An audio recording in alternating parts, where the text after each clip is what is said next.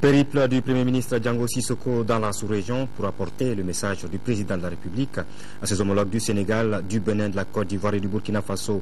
La première étape a été Ouagadougou avec Blaise Compaoré et au centre des entretiens, le vote de la résolution 2085 du Conseil de paix et de sécurité des Nations Unies. Lancement du 6e programme de volontariat de la pêche. 3000 jeunes du contingent 2013 vont bénéficier de stages de qualification dans différents services. Éclairage du débat autour du mode de confection du prochain fichier électoral. Le rapport provisoire de la mission d'audit et d'évaluation de RAVEC est prêt. Nous sommes jeudi 27 décembre, mesdames et messieurs. Bonsoir et bienvenue à cette édition. Le Premier ministre Django Sissoko est aujourd'hui au Bénin où il a été reçu par le président Yahi Boni. Il était auparavant en Côte d'Ivoire où il a été également reçu par le président ivoirien. La première étape de ce périple du Premier ministre a été Ouagadougou au Burkina Faso où avec Blaise Compaoré il a été question du contenu de la résolution 2085 du Conseil de paix et de sécurité des Nations Unies. Django Sissoko, faut-il le rappeler, porteur de message du président Dioncounda Traoré. Envoyé spécial à Ouagadougou, Aboubacar Traoré, Amadou Sankaré. C'est le ministre burkinabé des Affaires étrangères et de la coopération régionale, Djibril Bassolé, qui a accueilli le Premier ministre Django Sissoko à son arrivée à l'aéroport international de Ouagadougou. Après l'aéroport, direction le palais présidentiel, où le Premier ministre a été reçu par le président Blaise Compaoré. Dans ses bagages, un message du président Dioncounda Traoré à son homologue burkinabé. C'est un message d'amitié, de fraternité, un message de demande de soutien dans le cadre des solutions de sortie de la crise malienne. Au cours des échanges entre les deux personnalités, la situation politico-sécuritaire au Mali a été naturellement évoquée. Le médiateur n'a jamais décroché, en fait. Donc, dans les jours à venir, surtout après l'adoption de la résolution 2085 du Conseil de sécurité des Nations Unies, va redoubler d'efforts sur la base de l'analyse qui sera faite de cette résolution par les autorités maliennes pour accélérer la récupération du nord du Mali et l'organisation d'élections crédibles. Il n'y aura pas d'élection au Mali avant la reconquête des régions occupées. C'est le ministre des Affaires étrangères et de la coopération internationale qui le réaffirme. Tchéman Hubert Koulibaly était face à la presse ce matin. Il avait à ses côtés son collègue chargé de la communication, porte-parole du gouvernement. Les deux ministres sont venus partager avec les journalistes le contenu de la résolution 2085 votée récemment par le Conseil de paix et de sécurité des Nations Unies. Ibrahima Traoré reviendra sur cet élément au cours de ce journal. La CEDEAO renforce les capacités de la société civile malienne en matière de culture de la paix au cours d'une rencontre qui vise à mettre en place un schéma directeur qui implique les organisations de la société civile dans la stratégie du dialogue politique et de l'intervention militaire contre le terrorisme et le narcotrafic au Mali. La rencontre qui s'est tenue au CICB ce matin était présidée par le ministre des Maliens de l'Extérieur et de l'intégration africaine qui avait à ses côtés le représentant spécial de la commission de la CEDEAO au Mali. Reportage de Daouda Sidiki Diarra. La CEDEAO est consciente du rôle que joue la société civile dans la vie publique. Fort de ce constat, cette organisation sous-régionale a décidé de rencontrer les forces vives afin de mieux situer leur rôle et leur place dans la dynamique de sortie de crise. Cette rencontre vise tout simplement à faire une évaluation de la transition telle qu'elle s'est passée jusqu'ici. Quels sont les points forts, quels sont les points faibles, qu'est-ce que la société civile aurait dû faire et n'a pas fait. Qu'est-ce qu'elle devrait faire pour que le reste de la transition se passe normalement? Et dans le cadre du dialogue politique, quels sont les aménagements à mettre en place? Et puis, en cas d'intervention précisément, sur quoi nous pouvons nous baser pour que la société civile nous serve de partenaire incontournable de la gestion des conséquences collatérales qui pourraient en découler. Le ministre des Maliens de l'Extérieur et de l'intégration africaine a invité les forces vives à profiter de ces échanges pour prospecter les pistes d'un dialogue politique inclusif. Les débats d'aujourd'hui doivent aboutir à la mise en place d'un schéma d'implication des organisations de la société civile dans la stratégie du dialogue politique et de l'intervention militaire contre le terrorisme transnational et les narcotrafics. Le ministre a salué les efforts inlassables abattus par la CEDEAO aux côtés de l'Union africaine et d'autres partenaires du Mali depuis le début de la crise. Ces efforts ont abouti à l'adoption de plusieurs résolutions onusiennes en faveur du Mali, dont celle du 20 décembre qui autorise le déploiement d'une mission internationale de soutien à notre pays. Le ministre du Travail, de la fonction publique et des relations avec les institutions communique. En application des dispositions de la loi 05-040 du 22 juillet 2005 relative aux fêtes légales en République du Mali, les journées du lundi 31 décembre 2012 et mardi 1er janvier 2013, fête fin d'année, sont chômées et payées sur toute l'étendue du territoire national. Lancement ce matin du 6e programme de volontariat de l'APEJ pour le contingent 2013. 3000 jeunes vont faire des stages de qualification dans différents services publics et parapublics, les ONG et organisations fêtières. Depuis sa création en 2005, l'APEJ a fait bénéficier à plus de 12 000 jeunes des stages de qualification. La cérémonie d'ouverture était présidée par le ministre de l'Économie et des Finances, représentant le Premier ministre en présence de plusieurs autres personnalités. Reportage de Mamadou Doumbia. Avec le lancement officiel de ce 6e programme, 3000 jeunes volontaires de l'APEJ vont bénéficier d'un stage de qualification d'une durée de 12 mois pour l'année 2013. Ces stages vont se faire dans des services publics et parapublics, des ONG et organisations fêtières. Mais avant la signature des documents y afférents, chaque volontaire doit prêter serment. Je m'engage à mettre à la disposition des services publics d'État et des ONG mes qualités intellectuelles et morales et servir comme volontaire. 2. Je m'engage solennellement à respecter et à faire respecter les valeurs citoyennes de la République du Mali durant toute la période du volontariat. Je m'engage sur l'honneur à respecter scrupuleusement les règles de fonctionnement de mon service d'accueil. Veuillez lever la main droite et dites « Je m'engage ». Je m'engage. Ici et maintenant, nous donnons notre parole de mériter amplement de la confiance placée ainsi en nous et à honorer la jeunesse malienne par le don de soi et l'effort constant de se former. Le coût de ce 6e programme est chiffré à plus d'1,734,800,000 francs CFA et les diplômes des volontaires varient du CAP au BT, au DUTS en passant par la licence, la maîtrise et le doctorat. Les partenariats stratégiques qui existent déjà entre nous et avec l'ensemble des jeunes volontaires formeront la pierre de touche de notre réussite commune. Je formule le vœu que cette nouvelle vague de volontaires serve aujourd'hui de tremplin et qu'elle nous aide à renforcer les réseaux qui nous unissent et sur lesquels nous comptons pour aller de l'avant dans les années à venir. Depuis 2005, l'Agence pour l'emploi des jeunes a offert à plus de 12 000 jeunes des stages de qualification et 49% des jeunes des 3 premiers programmes ont eu un emploi dans différentes structures.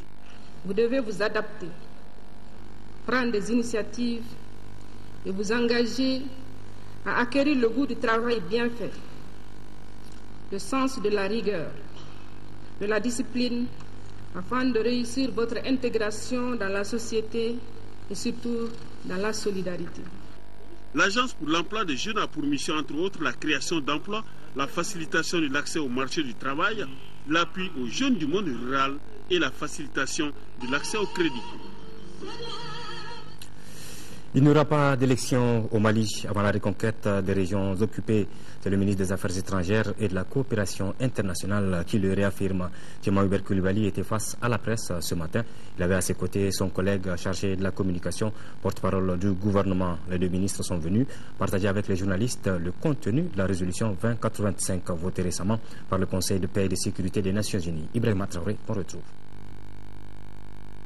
La diplomatie malienne s'active sur la scène internationale pour expliquer et défendre le point de vue du Mali sur la crise que traverse le pays. Le dernier acte posé, l'obtention du vote unanime de la résolution 2085 par le Conseil de sécurité de l'ONU. Le contenu du document est jugé vide par beaucoup d'observateurs. Le ministre des Affaires étrangères et de la coopération internationale ne manque pas d'arguments pour se défendre. L'ONU dit nous sommes d'accord pour que les pays se coalisent autour du Mali pour aider le Mali à revenir dans sa république, à revenir dans son territoire, à revenir dans son unité. Ça, c'est le premier point. Et deuxièmement, dans cette coalition, nous vous autorisons à déployer une force militaire. Et elle va plus loin. Elle dit, nous allons créer un fonds spécial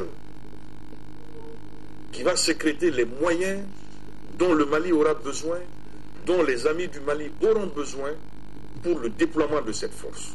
Et enfin, la résolution dit aussi qu'elle autorise les États membres à passer des accords de manière bilatérale avec le Mali pour aider à régler notre problème. À ce point de presse, il s'est agi de la réticence de l'Algérie pour une intervention militaire, mais aussi du dialogue avec certains groupes armés. Les journalistes veulent savoir à quand l'ouverture des négociations, avec qui et sur quoi concrètement. Il faudrait qu'ils soient maliens. Il faudrait qu'ils s'inscrivent dans les principes républicains. Comme on l'a dit, l'intégrité n'est pas négociable, la laïcité n'est pas négociable.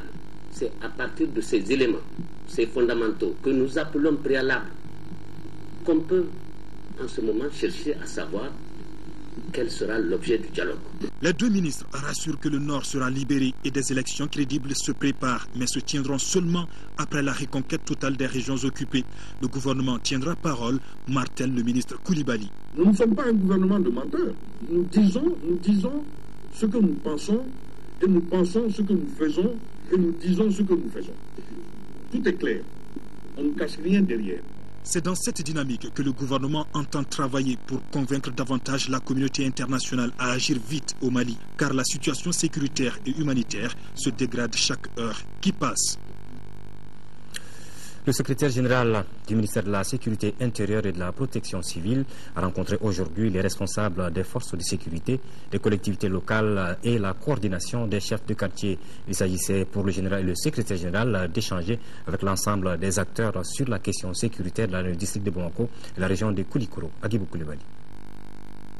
Le ministère de la Sécurité intérieure et de la Protection civile veut s'enquérir des dispositions sécuritaires prises par les différentes structures. C'est pour lutter efficacement contre l'insécurité à travers le district de Bamako et la région de Koulikoro, d'où cette rencontre avec les forces de sécurité et la société civile.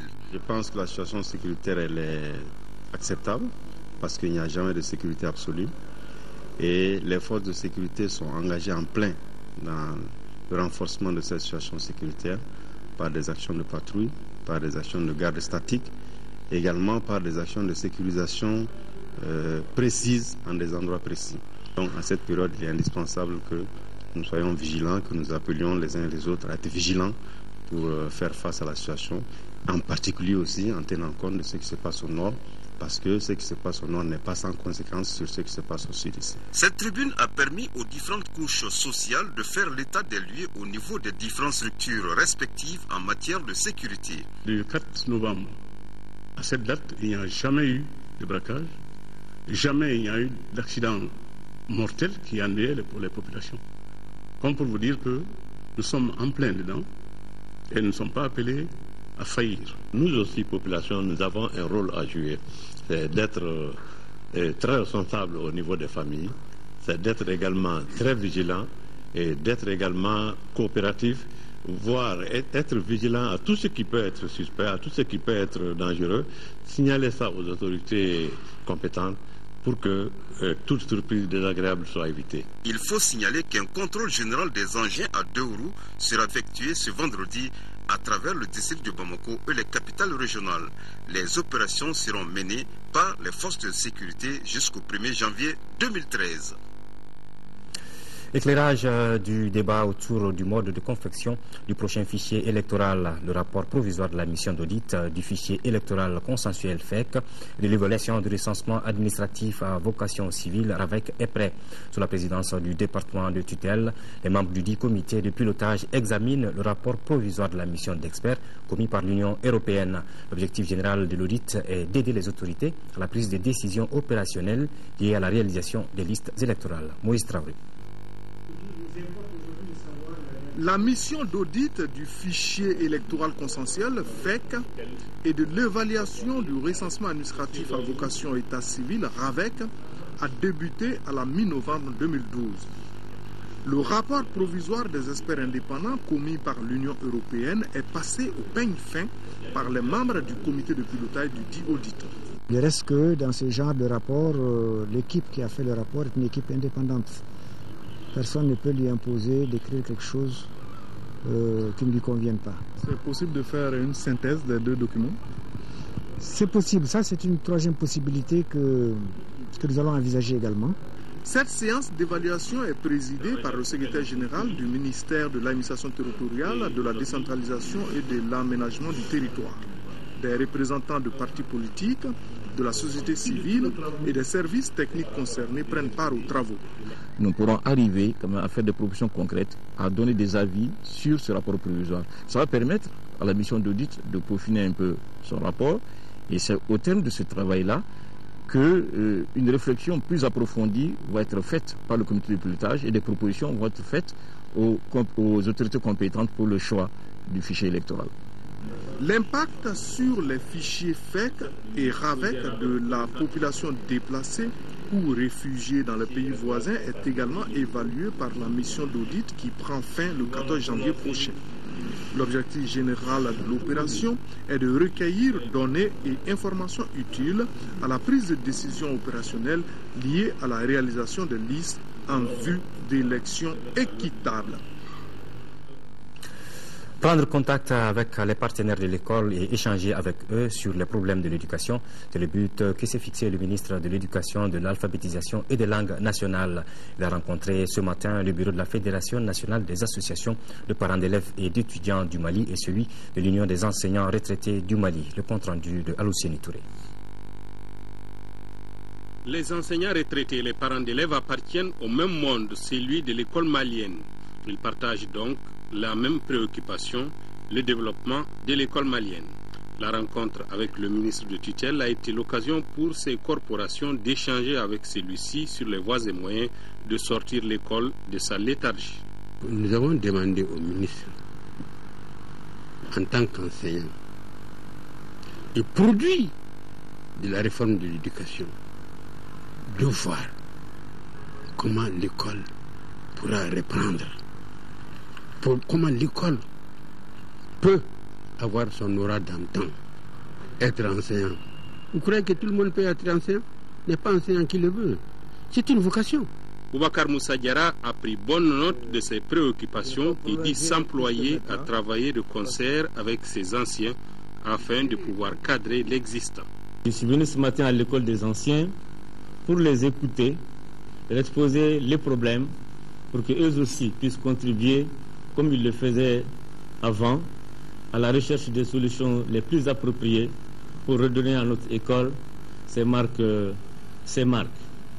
Et donc, j'ai beaucoup appris ce matin auprès de l'association des parents d'élèves, qui est une vieille association, une des plus anciennes de notre pays, et leur demander leur soutien dans le cadre de la mission qui nous est confiée.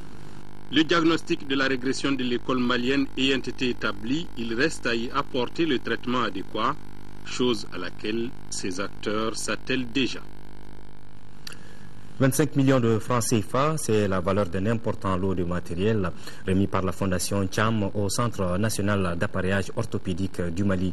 Ce dont devra contribuer à améliorer la qualité des prestations du Sénaom. La cérémonie de remise qui s'est déroulée ce matin dans les locaux de la structure était placée sous la présidence du ministre de l'Action humanitaire, de la Solidarité et des personnes âgées, Ramata Konate. C'est un important lot de matériel de kinésithérapie et d'informatique qui a été remis au Centre national d'appareillage orthopédique du Mali, CNAOM. Ce don est composé d'appareils de rééducation respiratoire, de physiothérapie, d'ultrasons, d'ultraviolets, de tables de massage, d'espaliers, d'un box de polythérapie, de micro-ordinateurs, d'un logiciel de rééducation biofeedback, périnal, urogénéco et d'accessoires divers. Ces appareils ont une importance capitale pour le centre. Cet appareil de biofeedback, par exemple, permet alors de nous renseigner sur l'atteinte des différents organes en faisant tout simplement apparaître sur l'écran alors le niveau de santé et la fonctionnalité. La valeur de ce geste est estimée à 25 millions de nos francs. Le ministre de l'Action humanitaire, de la solidarité et des personnes âgées a salué cette initiative de la Fondation Cham et ses partenaires. Auparavant, le ministre avait souligné qu'on reconnaît le donateur à travers cette action. Depuis une dizaine d'années, il s'est investi dans l'assistance et le secours aux personnes qui sont victimes d'accidents. Et qui sait que souvent, ces personnes ont toujours besoin de l'éducation.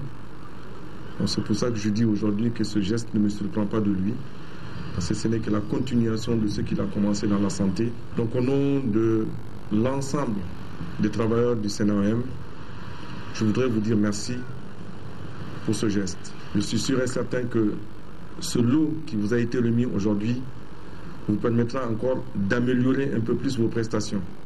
Ce geste est l'expression de la volonté d'aider la structure à la fois sociale et sanitaire qu'est le Centre national d'appareillage orthopédique du Mali.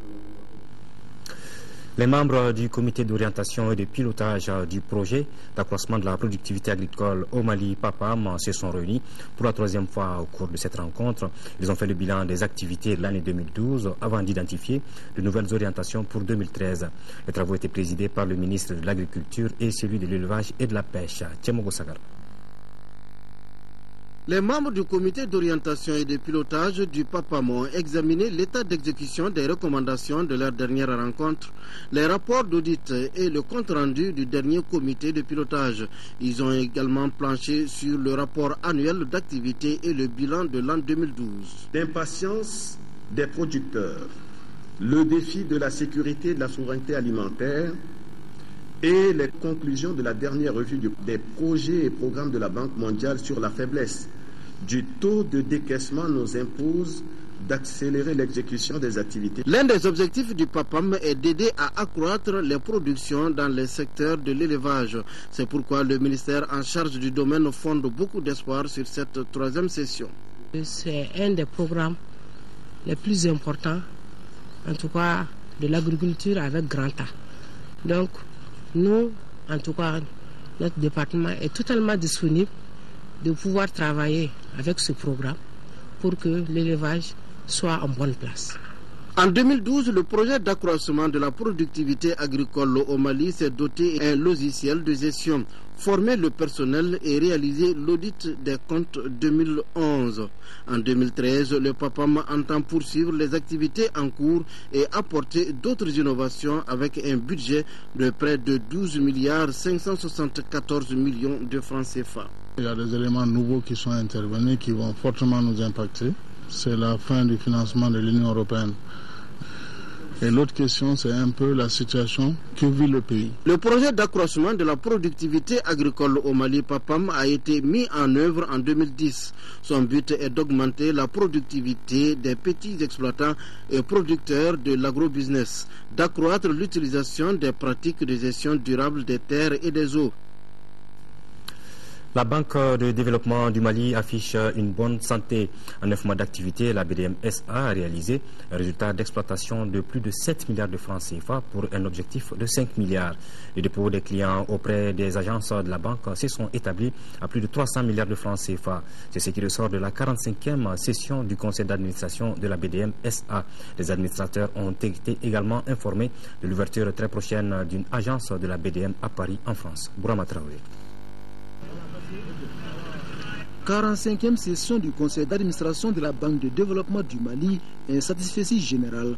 Si la bonne santé d'une structure se mesure par ses résultats, la BDM-SA se porte bien et ces chiffres nous le confirment. Au 30 septembre, au terme de 9 mois d'activité, le résultat d'exploitation affiché a été de 7 milliards 088 millions pour un objectif programmé de 5 milliards 869 millions. Les dépôts de nos clients auprès de nos agences se sont établis à 326 milliards de francs CFA, nos emplois globaux sur le marché à 310 milliards de francs CFA. Cette performance de la BDMSA sera poursuivie et renforcée en 2013, l'année qui verra également l'ouverture d'une agence de la Banque à Paris en France, une preuve de l'efficacité et de la crédibilité de l'institution financière, selon son premier responsable. La Banque de France nous a notifié l'agrément qui autorise la BDMSA à ouvrir un établissement de paiement en France et sera exclusivement dédié à la collecte et au transfert de l'épargne de nos ressortissants qui vivent sur le territoire français.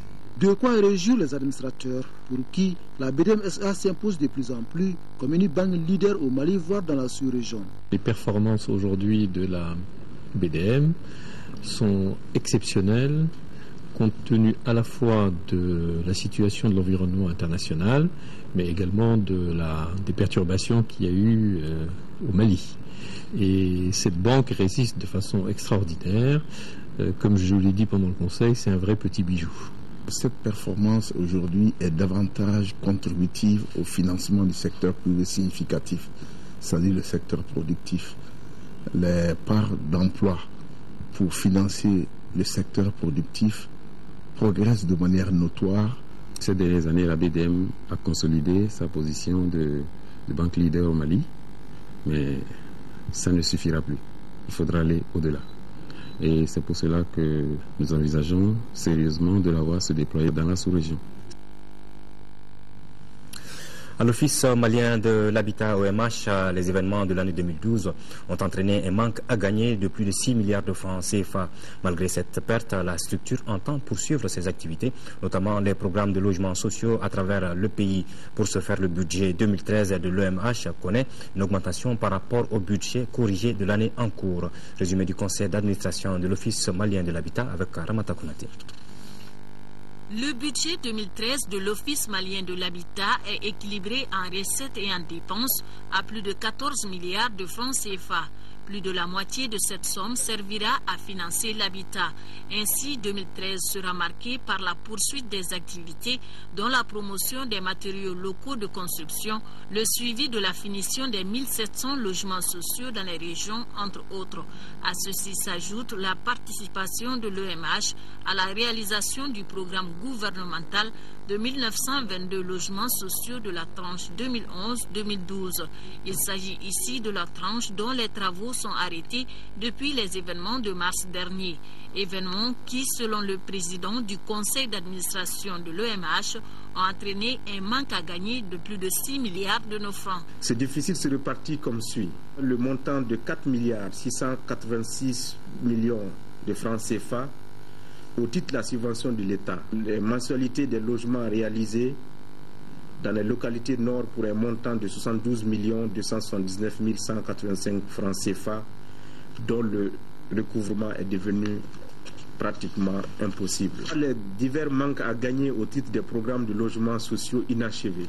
Ces cas de force majeure ont engendré, selon le ministre, une correction du budget 2012 de la structure, ramenée à plus de 9 milliards de francs CFA au lieu de 16 milliards. L'ANAC, l'Agence nationale de l'aviation civile, a tenu aujourd'hui son 12e conseil d'administration. Au cours de la rencontre, les administrateurs ont adopté le procès-verbal de la 11e session.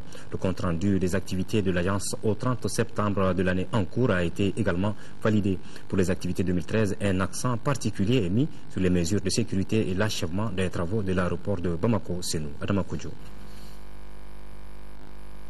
Cette 12e session du conseil d'administration de l'Agence nationale de l'aviation civile se tient dans un contexte socio-économique difficile. C'est pourquoi les activités de l'agence ont connu d'énormes perturbations avec la suspension de certains projets dus au retrait des partenaires. La plupart des projets financés sur fonds extérieurs ont été gelés.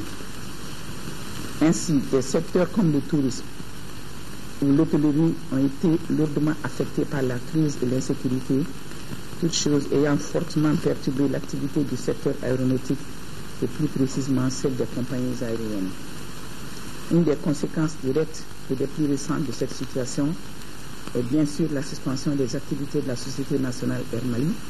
Le projet de budget 2013 de l'ANAC se chiffre en recettes et en dépenses à plus de 3 milliards 296 millions de francs CFA. Il connaît une baisse de 15% par rapport à l'exercice précédent. Courant 2013, d'abord, nous avons investir par exemple dans l'éclairage au niveau des aéroports, investir pour construire des brigades de transport aérien au niveau des aéroports, investir pour mieux équiper et mettre les équipements de sécurité en place, c'est-à-dire les équipements d'extraction et filtrage pour les bagages. Le secteur aéronautique est en perpétuelle évolution, c'est pourquoi à l'ANAC l'on entend répondre aux exigences internationales en matière de sûreté et de sécurité. La 21e session du conseil d'administration du Laboratoire national de la santé s'est tenue ce matin ici à Bamako. Elle avait 4 points inscrits à l'ordre du jour. Rachel Tessougué. Le laboratoire de la santé propose un budget de 713 635 000 francs CFA pour 2013, avec 33% de réduction en comparaison à celui de 2012. Plusieurs activités sont reconduites pour 2013, telles que le programme d'amélioration des ressources propres, le programme de mise à niveau. Ce dernier va contribuer à rehausser le niveau du laboratoire national de la santé. La budgétisation des différentes activités, à savoir acquisition d'équipements, de consommables, paiement de contrats de travaux d'entretien et de construction, création d'antennes au niveau régional, a été faite dans une période de 5 ans. Le laboratoire national de la santé a certes eu des handicaps dus au contexte de crise, mais les réalisations de 2012 ont atteint un niveau satisfaisant.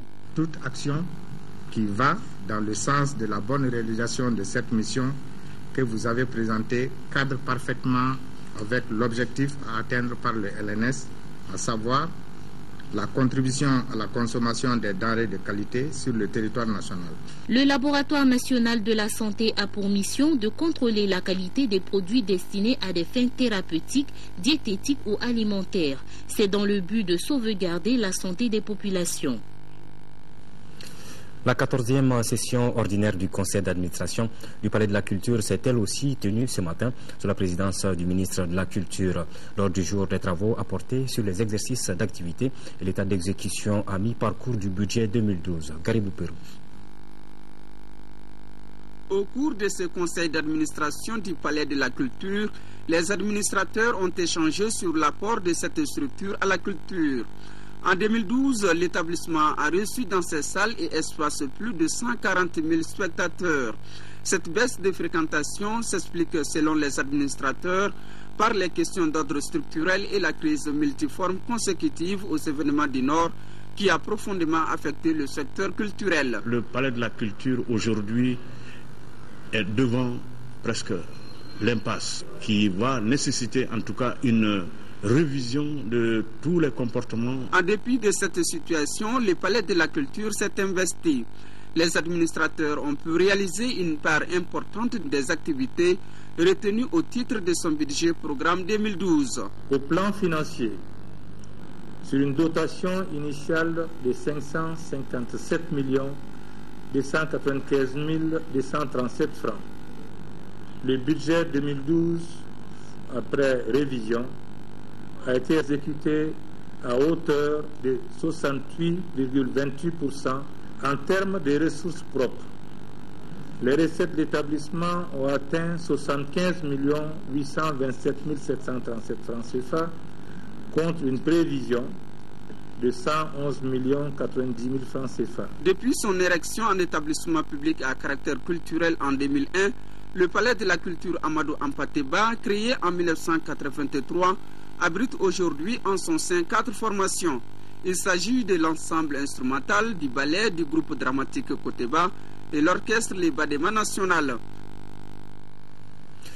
Le syndicat autonome de la magistrature SAM et la presse malienne viennent de sceller un pacte de collaboration pour une assistance mutuelle. Cette alliance permettra au syndicat de mieux communiquer et de rendre plus visibles ses activités et la feuille de route que le nouveau bureau s'est assigné. L'initiative a été favorablement accueillie par la presse. Adama Djimde. À travers ce déjeuner de presse, le syndicat autonome de la magistrature SAM tend la main aux médias. Cette rencontre entre les patrons de presse et les magistrats se veut un signal fort, une volonté de cheminer désormais ensemble. Objectif, dissiper les malentendus et véhiculer la vraie information pour un corps qui semble être moins bavard. Nous avons remarqué que depuis un certain temps qu'entre la presse et la magistrature, il y a un certain mutisme. Et ce mutisme a été facteur de beaucoup de désagréments et beaucoup d'incompréhension. Donc c'est pourquoi on a parlé de renouveau. Et le renouveau doit d'abord passer par la création d'un cadre de partenariat avec la presse, cadre qui pourra désormais nous permettre de nous faire comprendre par le grand public, parce que de plus en plus la chose judiciaire est très très mal connue et très mal appréciée. Cette concertation, voire ce partenariat qui vient d'être scellé entre les deux parties, a été tout naturellement accueilli à cœur joie par la presse. Nous pensons qu'un tel cadre de collaboration, de partenariat, un cadre de concertation entre le monde judiciaire et le monde de la presse est bénéfique pour tout le monde, est bénéfique pour la nation. Des informations apaisées, des explications claires et nettes sur des procédures, toutes ces choses de la justice que les citoyens lambda, les Maliens ordinaires ne comprennent pas. Ce genre de mariage doit être constamment célébré afin que la presse joue davantage son rôle de quatrième pouvoir après le judiciaire. La direction générale de Kafo-Djiguinéo poursuit sa mission à l'intérieur du pays. Après Bougouni et Sikasso, la mission s'est rendue respectivement à Koutiala et à Ségou. Envoyé spécial Tchemoko Konaté. Koutiala, le berceau de Kafo-Djiguinéo, compte 5 caisses de base pour 46 guichets. Cette délégation régionale de l'institution a vu accroître le nombre de ses sociétaires. Celui-ci est passé de moins de 82 000 en 2011 à près de 84 000. Le constat a été fait par la mission conjointe des élus et de la direction générale de Kafo-Djiguinéo. Autre acquis de taille, l'augmentation du taux de remboursement des crédits par les sociétaires. Nous avons un sociétariat qui évolue d'année en année. L'épargne aussi a progressé malgré la situation de conjoncture qui prévaut au Mali. Donc aussi, Kafo-Djiguinéo de Koutiala évolue dans le sens du crédit, parce que l'encours crédit aussi a évolué d'une année à l'autre. Après Koutiala, la mission s'est rendue à Ségou, où l'institution est présente il y a de cela 2 ans. Dans cette région, elle est représentée par 6 guichets et 2 agences dont le parcours affiche un visage reluisant. Aujourd'hui, nous faisons un total de ressources de plus de 600 millions, y compris Ségou plus la coordination de la zone office du Niger, pour un encours au crédit de 1,4 milliard et quelques millions.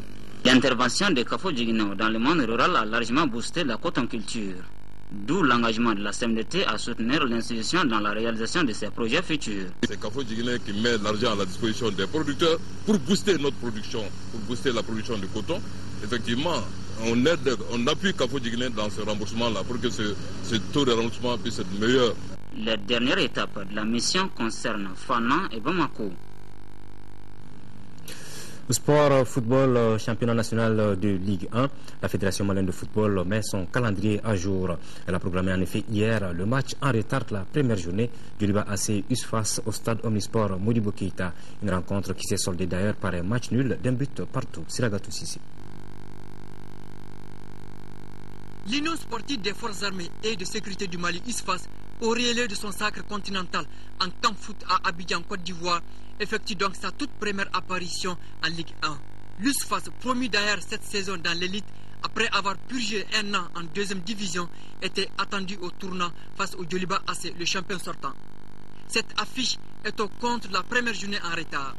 Une rivalité légendaire existe entre ces deux formations. C'est pourquoi la bataille est d'une densité féroce. Le Djoliba a pris l'USFAS à la gorge, comme en atteste le but de Nikon Daou à la 12e minute sur un corner bien travaillé par le capitaine Issa Traoré. Au 2e acte de jeu, les USFASiens subissent. Nikon Daou, coup sur coup, aux 54e minute et 55e minute, manque l'immanquable. L'USFAS, au prix d'une débauche d'énergie, égalise à la 82e minute par Adama Traoré. Le meilleur buteur de la Camp Foot se joue la défense djolibiste pour tromper le gardien Cheikh Abdul Kadri Si, désormais numéro 1 suite au départ d'Ali Yirango à Marseille en France. Score final, 1 but partout. D'abord c'est une déception parce que si vous avez vu la première mi-temps qu'on a fournie, je pense que c'est un match qu'on pouvait quand même gagner. Ils n'ont pas eu pratiquement d'occasion. Nous, en 2e mi-temps, on n'a pas quand même encore profité de nos occasions parce qu'on a eu pas mal d'occasions. Le système que je leur ai donné en première mi-temps, réellement ils ont un peu failli à ça. Quand on accepte quand même de jouer derrière, donc subitement tu es dominé. Donc à la mi-temps, c'est ce que je leur ai dit. J'ai dit que le Djoliba est un grand club. Donc quand tu acceptes quand même de jouer derrière, tu vas subir le match. Le Djoliba AC et l'USFAS se sont loupés, comme lors de la saison 2010-2011. À suivre après ce journal, l'interview de la semaine, le dernier numéro de l'année, fait justement le bilan de l'année qui s'achève. Entretien consacré donc essentiellement à la crise que traverse notre pays. Et à Konaté reçoit Adam Cham, journaliste éditorialiste. Entretien donc à suivre après ce journal. Voilà, c'est tout pour cette édition. Merci de l'avoir suivi. Demain à 10h et à 13h, vous retrouverez Ndeye Sissoko. À 18h et à 20h, Aïssata Ibrahim Maïga sera là pour les éditions du soir. D'ici là, merci de rester de cœur et d'action avec nos parents vivant dans la région du Nord sous occupation. On ne les oublie pas. Bonsoir.